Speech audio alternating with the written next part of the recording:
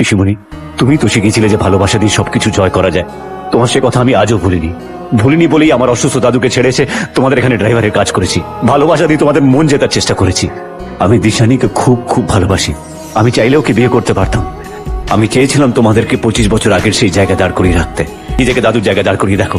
সেদিন যদি উনি অন্যায় করে থাকেন, তাহলে আজ তোমরা যেটা করছো সেটাও অন্যায়। আজ আমি আমার যে পিসিমণির কথায় ভালোবাসার রাস্তায় চললাম, আমার সেই পিসিমণি ঘৃণার রাস্তা বেছে নিল। পিসিমণি, একবার সব ঘৃণা সব রাগ ছেড়ে একবার আমার সাথে চলো। দেখবে দেখবে এই বুড়ো মানুষটা আজও তোমার সমস্ত স্মৃতি আঁকড়ে কিভাবে একটু একটু করে বেঁচে আছে।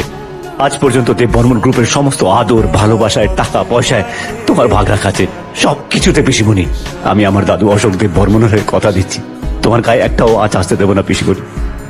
পিসিমণি, এইভাবে চুপ করে থেকো না পিসিমণি।